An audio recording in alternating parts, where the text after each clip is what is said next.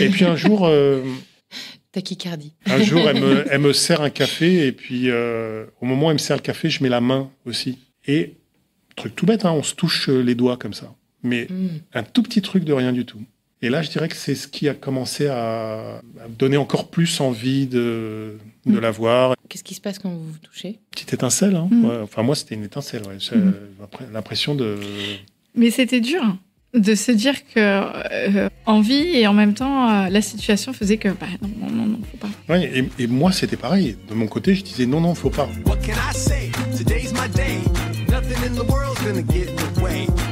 Je suis MC, la rebelle en tutu, et tu écoutes Crush, le podcast qui explore la magie des premiers jours des histoires d'amour. Tous les mardis, je fais la révolution en recevant à mon micro un ou une invitée qui me raconte à cœur ouvert la rencontre qui a un jour bouleversé sa vie. Si tu veux découvrir l'actu et les coulisses du podcast, rendez-vous sur Instagram sur le compte @crush_le podcast. Pour découvrir mes invités du jour, je te propose pas un, mais 2 épisodes. Celui-ci sur Crush, grâce auquel tu vas découvrir les premiers jours de leur histoire d'amour, et un 2e épisode que tu peux aller écouter ensuite sur Miroir, le podcast d'Amélie Marzouk, qui les a interviewés sur la puissance du regard de l'autre pour s'épanouir et devenir soi-même. Marie est serveuse dans un bistrot parisien. Laurent vient souvent y boire des cafés. Leurs regards s'y croisent timidement. Jusqu'au jour où Marie décide de faire le premier pas, discrètement. Tu t'apprêtes à découvrir l'histoire bouleversante de Marie et Laurent. Prépare-toi à beaucoup d'émotions, quelques larmes et un amour plus fort que tout. Bienvenue dans ce nouvel épisode de Crush, le ticket de caisse. Alors aujourd'hui, je suis avec Marie et Laurent qui m'accueillent dans leur bar, dans leur bistrot, le bistrot Tocqueville, qui est situé au 67 rue de Tocqueville dans le 17e arrondissement à Paris. Nous sommes donc dans un environnement que j'adore parce que j'ai toujours rêvé d'enregistrer dans un bistrot. Malheureusement, à cause du bruit, c'est rarement possible, mais là, le bistrot est fermé. Nous sommes 3 et même 4, car Amélie Marzouk est à côté de nous, puisque Amélie va faire un épisode pour son podcast Miroir, juste après l'interview que je vais faire de Marie et Laurent. Et aujourd'hui, Marie et Laurent, vous allez me raconter l'histoire de votre rencontre. Avant de rentrer et de plonger dans les détails de cette rencontre, est-ce que vous pouvez vous présenter l'un après l'autre, s'il vous plaît ? Dans les grandes lignes, dites-moi qui vous êtes. Moi, je suis Marie-Laure, j'ai 20 ans. Et demi. 20 ans et demi. Je me suis arrêtée là, non, j'ai 43 ans. J'ai un petit parcours en restauration essentiellement. J'ai vécu, à 20 ans, je suis partie dans le sud de la France. J'ai vécu pendant 10 ans dans le sud de la France. Je suis partie avec un sac et je suis remontée avec une maison complète et un enfant. Oh, ça marche, c'est pas mal. C'est pas mal, hein ? Ouais, pas mal. Voilà. Donc, tout à reconstruire ici, mettre rapprocher la famille. Et voilà, petit parcours simple. Ok, très bien. Laurent, à toi de jouer. Laurent, 61 ans. J'ai bossé 40 ans dans une boutique de vêtements, en famille. J'ai 2 merveilleux enfants, une qui est pas loin, là, d'ailleurs. Elle nous écoute ou pas ? Elle nous écoute. Je la vois pas, moi. Ouais, elle nous écoute, elle fait des petits sourires en coin. Ok. Elle va tout savoir, du coup. Elle va tout savoir. Mais c'est pas grave, parce que c'est que je suis heureux, donc tout va bien. Alors, est-ce qu'on peut prendre la machine à remonter le temps et retourner au moment où vous allez vous rencontrer ? Est-ce que l'un après l'autre, vous pouvez me dire quelle était votre vie avant de rencontrer Marie, avant de rencontrer Laurent ? Qu'est-ce qui se passait dans votre vie ? Vous aviez quel âge ? Vous faisiez quoi ? Est-ce que vous aviez une vie sentimentale particulière à ce moment-là ? Moi, j'avais donc 31 ans. Je remontais de Béziers. Je revenais proche de chez mes parents. Et j'ai cherché tout de suite à retravailler dans la restauration, dans le milieu dans lequel j'étais. Petite anecdote, justement, avant ça, j'avais plus envie, à 30 ans, de me laisser un peu marcher sur les pieds. Tu veux dire de la part des hommes ? Non, au niveau du travail, voilà, j'avais envie de m'affirmer un petit peu. Et j'avais postulé dans rue Montorgueil, tu t'en souviens, où l'emplacement, c'était un emplacement plutôt sympa, où j'avais la possibilité de bien travailler. J'ai fait une journée là-bas. En tant que serveuse ? Ouais. Ok. J'ai fait une journée là-bas, parce qu'il y a La journée se passait bien. Et puis, au moment, juste avant le service, il y a 2 jeunes femmes qui arrivent, dont une qui arrive et qui se présente devant moi en me serrant la main d'un ton très ferme. « Je suis votre responsable ». Elle me prend un peu de haut. J'avais plus envie du tout de ce genre de comportement parce que je savais que je connaissais mon travail et que je savais ce que je valais. Et puis 30 ans quand même. Oui, puis j'ai plus envie de me prendre la tête à devoir prouver mes capacités. Ouais. Je fais ma journée et le soir, je dis au patron, voilà, je n'ai pas envie de travailler pour vous, alors que c'était quand même un bel endroit. Une belle affaire. J'aurais pu évoluer très bien dans ce genre d'endroit, mais j'ai préféré ensuite venir travailler donc dans le 17e, dans un petit bistrot qui me proposait les horaires que je voulais, ne pas travailler le soir pour pouvoir gérer la vie avec mon enfant, tout simplement. Ok. Parce que toi, quand tu remontes à Paris, à ce moment-là, t'es mère célibataire ? Ouais. Ok. Maman solo. Oui. De toute façon, ça a été solo assez rapidement. Et elle a quel âge, ta fille, à ce moment-là ? Mon fils, il avait 6 ans. 6 ans et quelques. 6 ans quand on est remonté. Pas tout à fait 6 ans. Et donc, tu décides de travailler dans un bistrot dans le 17e. Est-ce qu'on parle du bistrot où on se trouve aujourd'hui ? Non. Ok, un autre. Non. Ok, très dans bien. Un autre, vers pas très loin de... Pas très loin de la Fnac de Terne, en face de la Fnac de Terne. Ok, très bien. Et on est en quelle année ? 2011. Et toi, Laurent, en 2011, quelle est ta vie à ce moment-là ? Marié, compliqué, pas très heureux, mais marié. Et donc, j'ai ma boutique qui est à 50 mètres de ce fameux petit bistrot où Marie va travailler et où j'ai l'habitude de prendre mon café tous les matins, d'aller 2-3 fois boire des cafés ou des verres ou des trucs comme ça. Depuis des années. Depuis des années. Ah, ok. Voilà. D'accord. Donc, Marie arrive comme nouvelle serveuse dans cet environnement. QG, en fait. Oui, un peu QG, un peu, voilà, un endroit où j'ai mes habitudes. Ouais, le petit bistrot parisien où on en a tous un, où on a nos habitudes d'aller boire notre petit café ou notre bière en fin de journée. C'est ça ? Et donc, Marie arrive comme nouvelle serveuse. Et je la vois pas du tout. Parce que c'est pas que ça tournait beaucoup au niveau des serveuses, mais voilà, il y a une nouvelle serveuse qui est là, qui est sympathique, mais je me mets volontairement des œillères. Parce que je voulais séparer ma vie de tout ce qui se passait autour, de mes habitudes au café, etc. Mais je la trouve sympathique. Sympathique, c'est-à-dire qu'elle est... Sympathique. Elle est drôle, Oui, sympathique, souriante, sympathique. Je sais que j'étais content de la voir au fur et à mesure des jours, des semaines, etc. Mais très rapidement, il y a les vacances, juillet, août, où les semaines se passent et c'est plus à partir de septembre où les choses ont commencé à bouger un peu. Toi, Marie, de ton point de vue, quand tu vois Laurent arriver en tant que client dans ce café, est-ce qu'il se passe quelque chose de spécial pour toi ? Moi, quand j'ai vu Laurent, je sais pas, on peut pas expliquer en fait quand on rencontre certaines personnes, de se dire que il y a quelque chose qui passe ou pas. Ouais. Et en fait, je sentais qu'il y avait quelque chose qui se passait et qui allait se passer de toute façon. Ça, Laurent sait un peu le ressenti que j'ai vis-à-vis des gens maintenant. Et je savais, et c'est vrai que quand je l'ai vu arriver, que je l'ai vu me regarder, on m'avait perdu. Ok, mais donc direct en fait. J'étais perdue. Ouais. Mais toi, t'appelles ça un coup de foudre ou... Non, je pourrais pas dire que c'est un coup de foudre, mais une émotion. Une émotion qui a été... parce qu'on sait pas en fait, c'est tout simplement le rapport qu'on a à l'autre. Il a provoqué chez moi une émotion. Ok.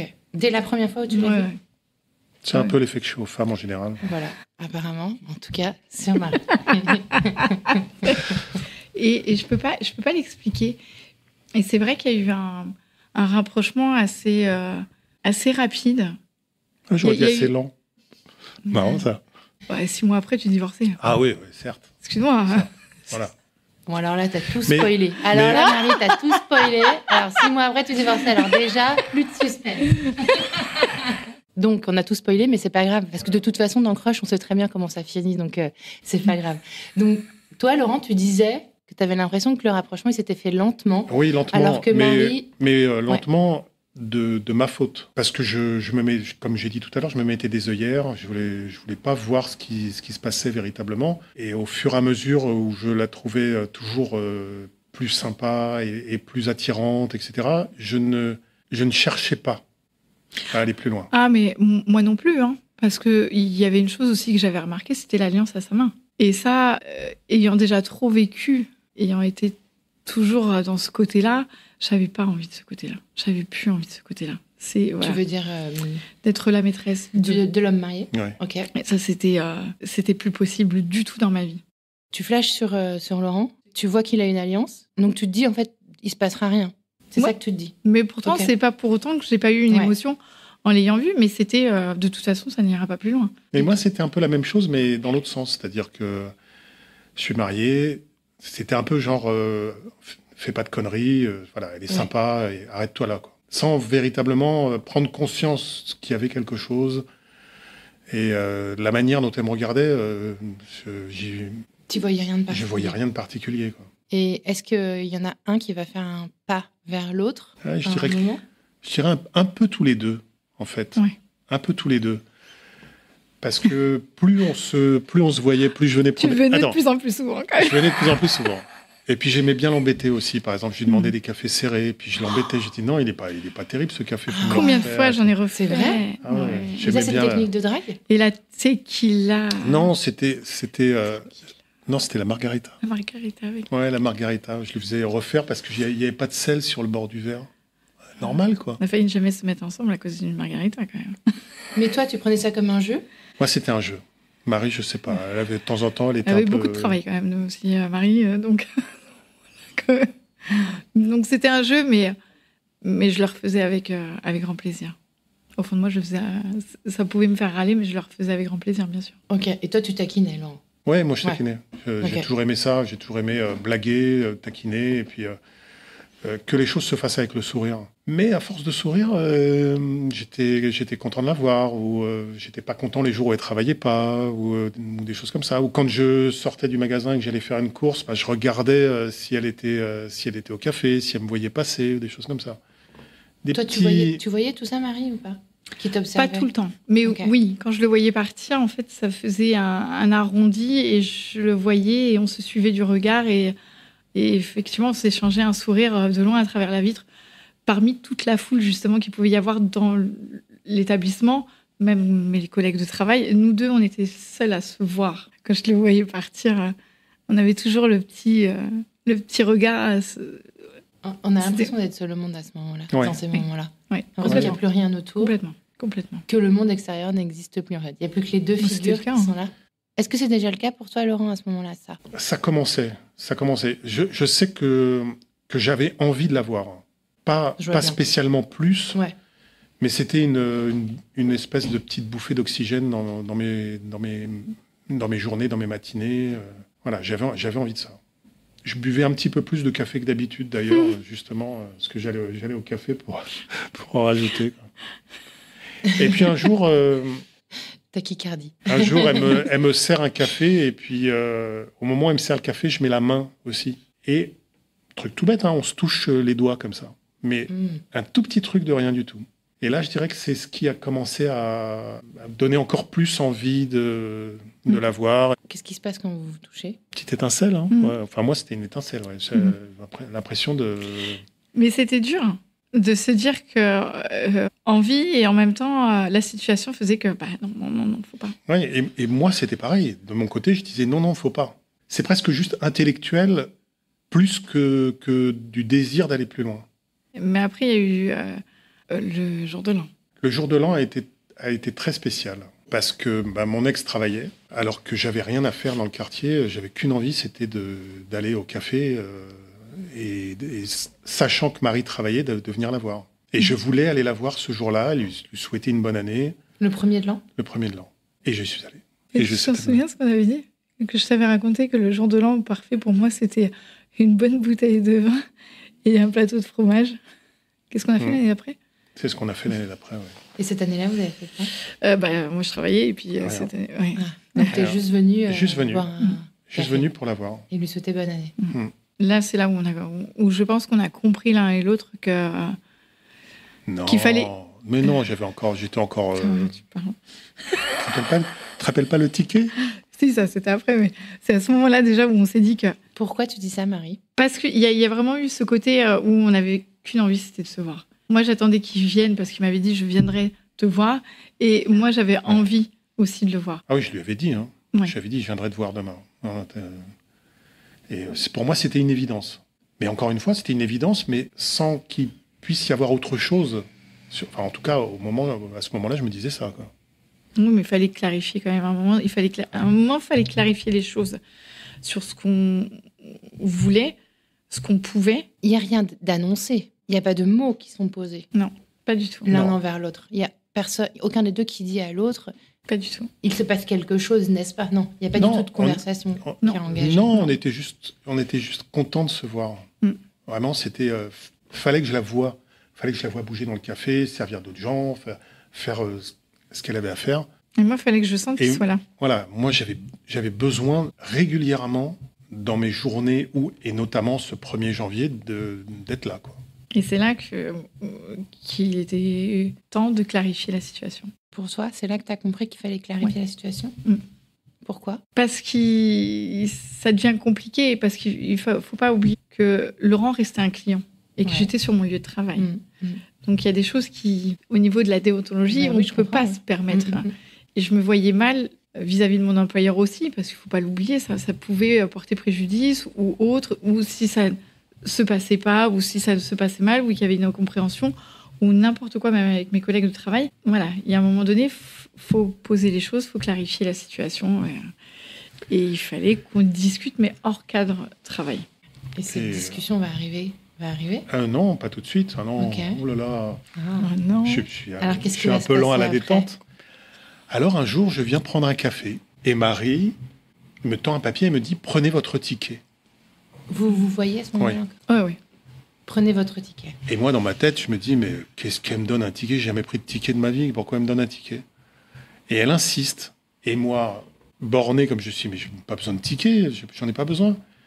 Et en fait, elle insiste tellement qu'elle me le met dans la main en me le retournant. Et là, je vois derrière le ticket son numéro de téléphone. Là, je rentre dans une panique totale parce que je me dis, mais oh là là, ça va loin cette histoire. Qu'est-ce que je fais avec ce truc? Je le mets dans ma poche maladroitement et je repars sûrement avec les joues rouges comme c'est pas permis. Moi, chose que j'avais jamais fait dans ma vie. Oui, c'est ça, c'est hyper audacieux. Ouais. Ça veut dire que tu fais clairement le premier pas, que tu brises et que tu viens briser aussi, tu sais, l'espèce de cocon qui existe tacite entre vous pour dire, il faut qu'on parle. C'est ça. Mais c'est ça, faut qu'on parle. Parce que la situation, elle était compliquée. Il fallait qu'on ait une discussion. D'ailleurs, on a eu cette discussion. Mais...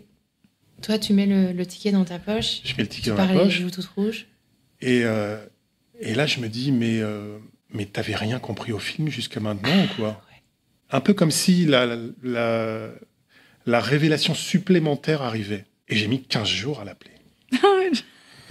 Mais tu venais quand même au bistrot pendant ces 15 jours. Oui. Et pas de nouvelles. Donc là, et j'appelais l'angoisse encore plus. Et elle me regardait. Dire la boulette. Et elle me regardait. Elle insistait un peu du regard. Et moi, je me disais, mais faut pas. T'es marié, déconne pas. Si tu appelles, tu enclenches l'histoire. Ouais. Si tu enclenches l'histoire, tu sais où ça va. Et je savais parfaitement où ça allait. Et un jour, j'appelle quand même. Marie, pendant ces 15 jours, t'as dû souffrir. Comme toutes les filles, on traite de tous les noms. C'est-à-dire traite de tous les noms. Hey, il me rappelle pas. Et là, on se pose des questions et on se dit, est-ce que j'ai pas fait une boulette? Est-ce que j'ai pas fait une bêtise? J'aurais jamais dû. On se dit, mais c'est pas possible. Et je le voyais venir chaque jour. Et je vais pas dire me narguer, mais j'étais là à me poser la question, qu'est-ce que j'ai fait? J'aurais pas dû. C'était peut-être... Et puis à un moment donné, c'était fait. Donc, jusqu'au jour où enfin j'ai pris mon courage à plus que demain. Est-ce que tu te souviens? Qu'est-ce qui fait que tu passes à l'action? Ton état d'esprit à ce moment? Mon état d'esprit, c'est mais je suis un con, pourquoi j'attends?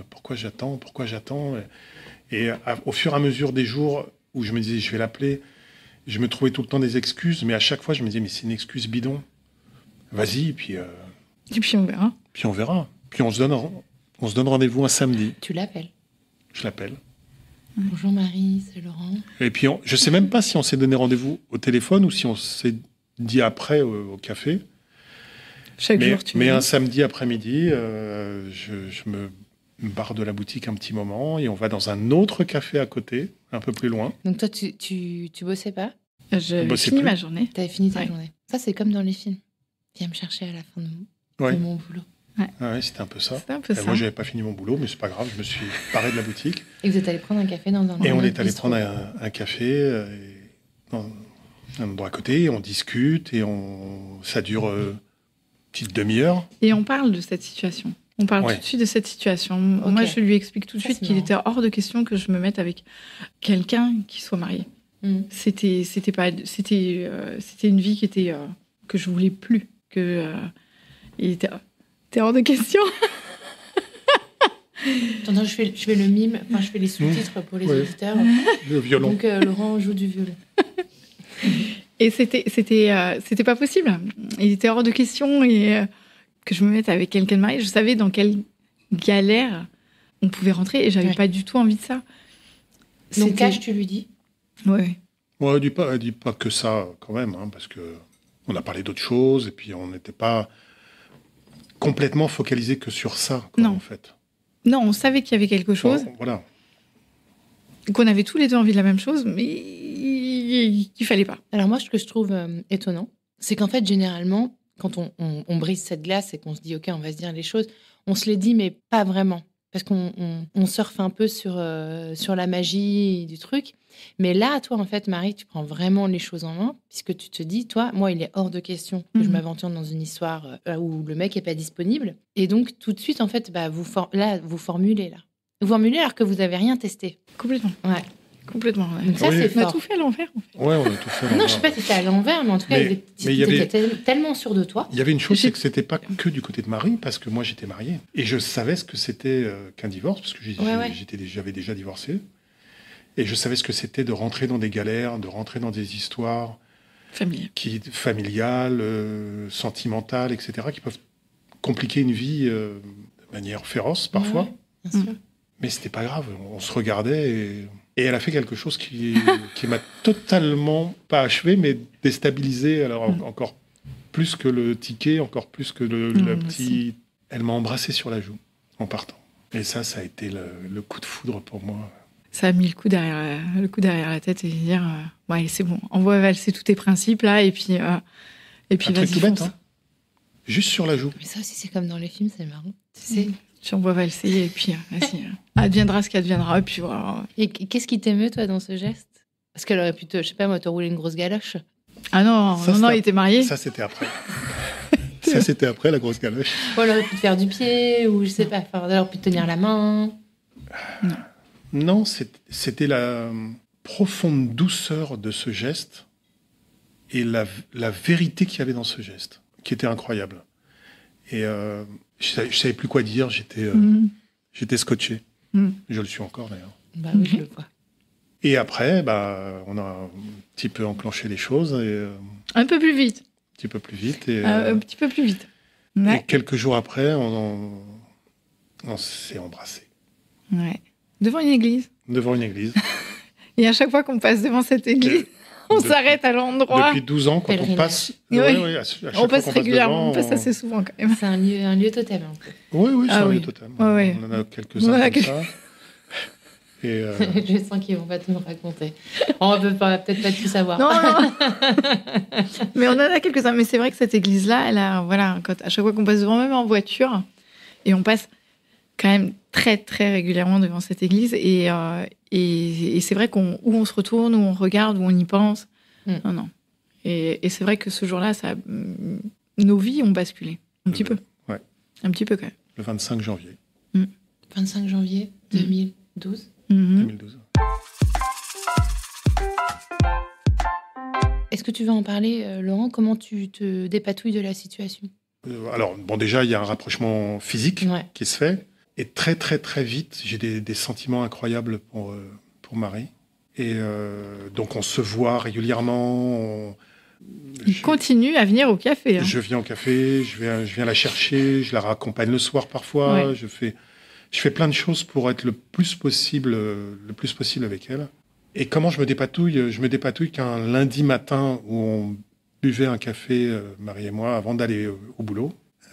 Donc on passe un super moment un peu volé. Quoi. Mm. Et j'ai un coup de fil de mon ex qui m'appelle et qui sent dans la froideur de ma voix qu'il se passe quelque chose. Et elle me dit mais qu'est-ce qu'est-ce qui se passe, tu m'aimes plus? Et là, je lui réponds, oui, c'est exactement ça. Et là, c'est le truc qui s'effondre. Ouais. Quoi. Et qui s'effondre à la fois de son côté et à la fois mes barrières, le peu de barrières que j'avais encore s'effondrent aussi, mais pour aller vers Marie. Encore plus. Et là, bien sûr, c'est le truc qui s'enchaîne, quoi. Les engueulades, les embrouilles, les histoires, les pourquoi, les comment, qu'est-ce qui se passe, etc. Et toi, Marie, tu dis que ça allait vite quand même. Ah bah oui, se mettre ensemble et puis 15 jours après d'annoncer je divorce, c'est un petit peu rapide. Ouais, je suis d'accord. On peut se poser des questions. Mais en même temps, pourquoi se poser des questions quand j'avais compris un petit peu à qui j'avais affaire et je me suis dit qu'il fait pas ça dans le vent. C'est pas... il m'aurait jamais regardé s'il n'était pas heureux dans sa vie.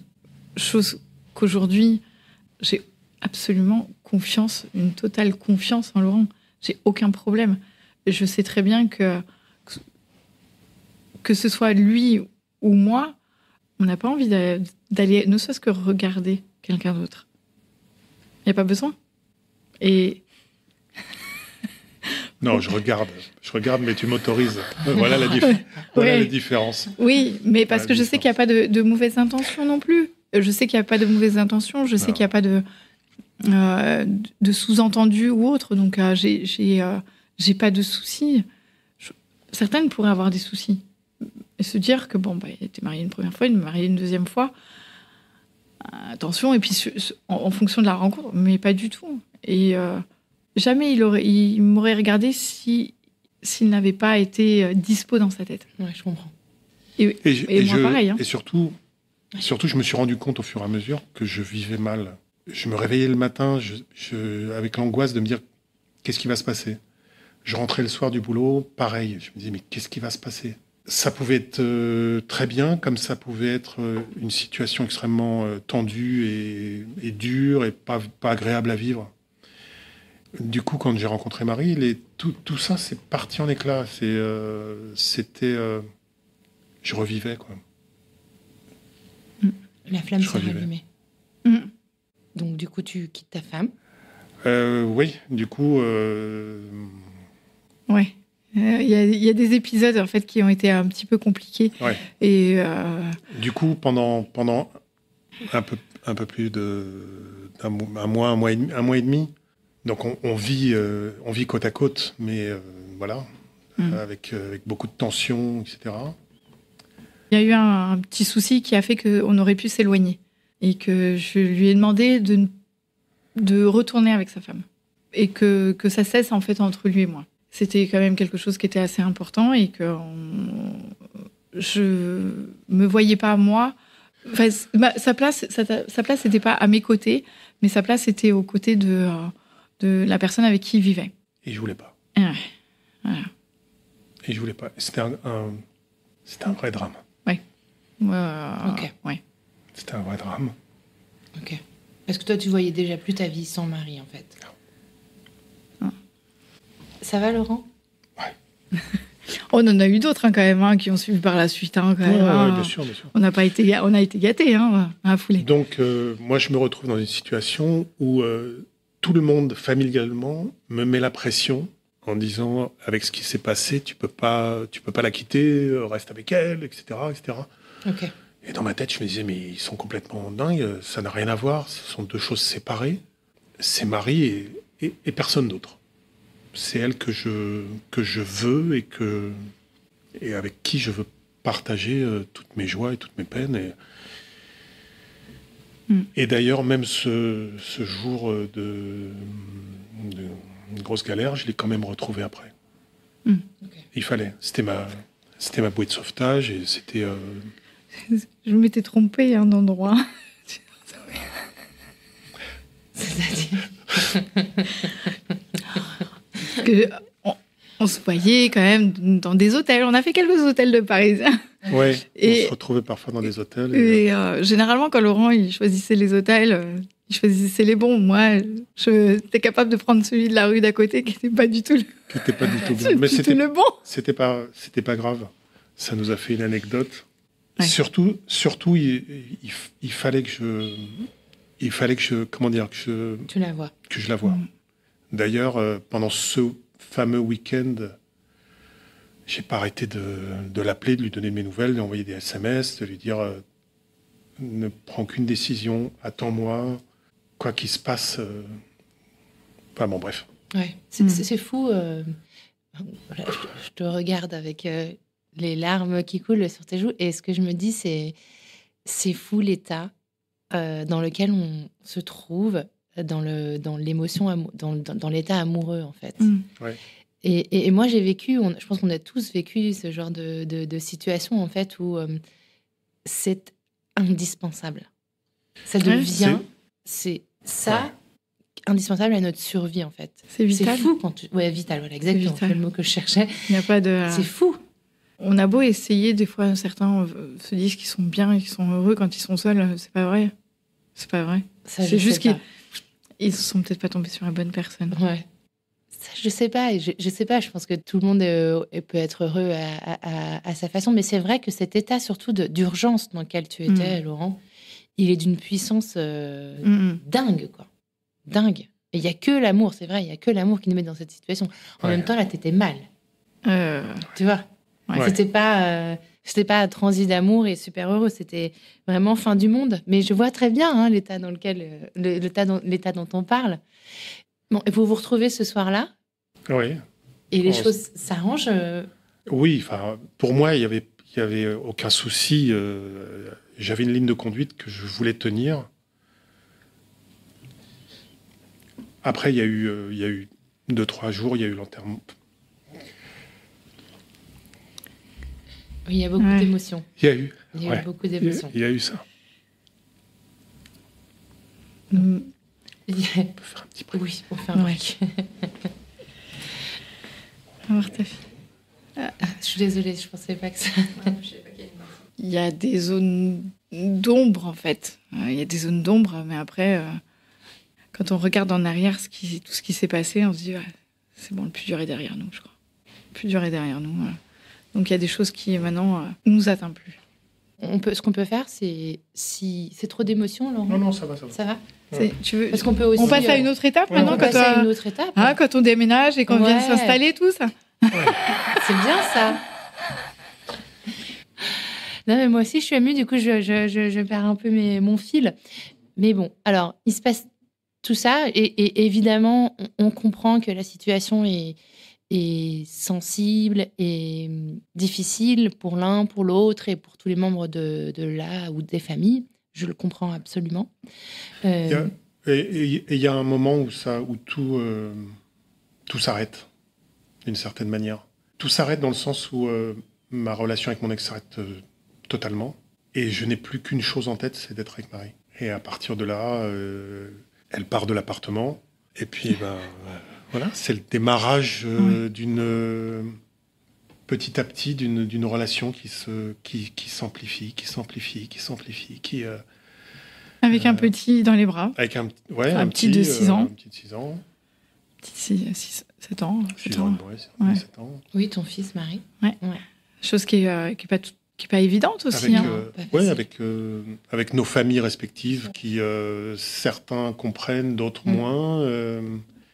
Et Marie décide de venir habiter à la maison, mais plus tard, elle attend la fin de la scolarité, de l'année scolaire de Giovanni. Et elle dit, en juillet-août, on viendra s'installer et puis on fera les choses en juillet, on commençait petit à petit à amener les affaires, à faire la présentation et les affaires aussi, parce que il y avait ça aussi dans le paquet cadeau. Ouais. Bien sûr. Et c'est pas toujours évident, sachant que mon fils, je cherchais aussi à le préserver. Bien sûr. Et je savais pas où j'allais. Ouais. La question de fin de l'épisode de Crush, elle est philosophique. Ok. Mais c'est de la philo facile. Oui. Moi, j'aime bien me poser la question. Enfin, j'aime bien poser cette question. Je me la pose sur ma propre vie et j'adore la poser à mes invités. C'est, à votre avis, qu'est-ce qui s'est passé? Comment vous interprétez votre rencontre? Pourquoi Marie est arrivée sur ton chemin, Laurent? Pourquoi Laurent est arrivé sur ton chemin, Marie? Est-ce que c'était écrit? Est-ce que c'est un pur hasard? Est-ce que vous êtes des âmes sœurs, à votre avis? Ça fait plein de questions en même temps. Ouais. Avec le recul, je serais restée à Montorgueil. On se serait jamais connus. Donc ça, J'aurais pas Ouais. eu le fait de se dire non, j'ai pas envie, j'ai envie de m'affirmer, j'ai plus envie qu'on me marche sur les pieds, je sais ce que je vaux. Je serais restée là-bas parce que j'avais trouvé un bon emploi, tout simplement, et ma vie, elle aurait été complètement différente. C'est vertigineux, ça. Mais ça, c'était pas la première fois que je le connaissais. Je l'ai vécu quand j'étais jeune et que ma volonté, quand je suis descendue dans le sud de la France, je suis partie alors que je devais reprendre un BTS, être en alternance chez Agnès B, et puis qu'en fait, j'ai tout planté du jour au lendemain en disant non, je vais travailler dans une discothèque dans le sud de la France. Ok. Ma vie a basculé. Ouais. Et je crois que c'était tout simplement, c'était le chemin que je devais prendre. Toi, tu dis que c'était le chemin que tu devais prendre.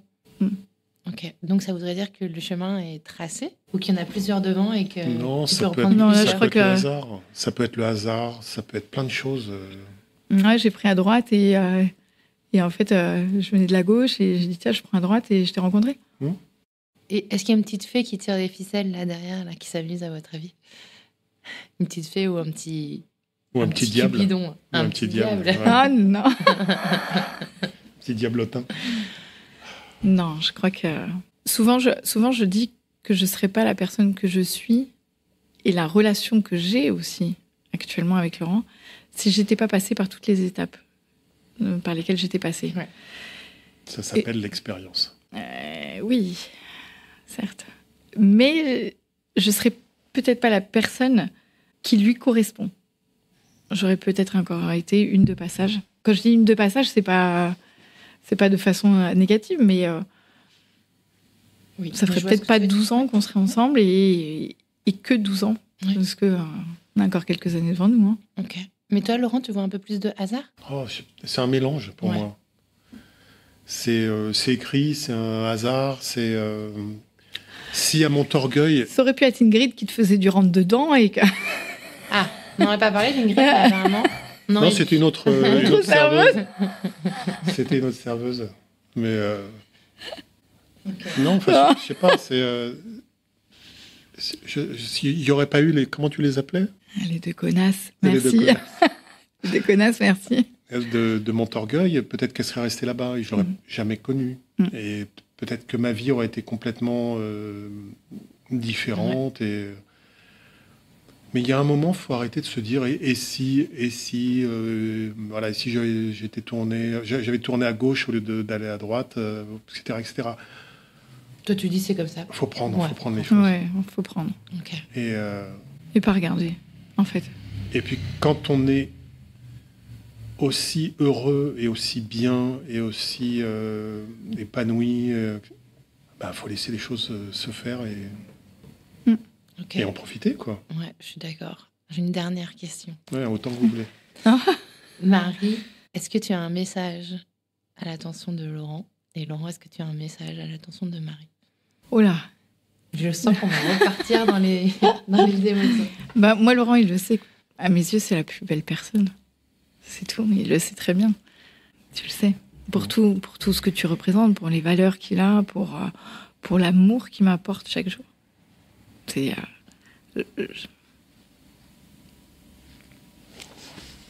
J'aurais pas dit oui, hein, sinon. Ouais, c'est vrai. Me marier, c'était... Ah, vous êtes mariés, on n'en a pas parlé. On a attendu 10 ans avant de se marier. On a attendu 10 ans, on a attendu le jour de mes 60 ans. Voilà, c'était là aussi, pour moi, c'était une évidence. Et, si j'ai une chose à dire à Marie, c'est merci.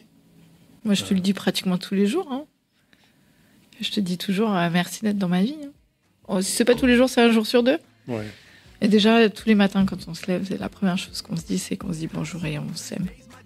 Voilà. Et pareil le soir.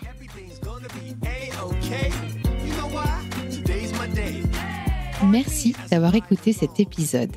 Je compte sur toi pour aller mettre 5 étoiles et un commentaire sur ta plateforme d'écoute favorite, notamment Apple Podcast. Ça prend littéralement 30 secondes et c'est crucial pour soutenir mon travail complètement indépendant. Si tu veux venir à mon micro, tu peux m'écrire sur crush.lepodcast@gmail.com et si tu veux me soutenir financièrement, clique sur le lien Patreon dans le descriptif de cet épisode. Mille merci pour ton écoute et à la semaine prochaine pour un nouveau Crush.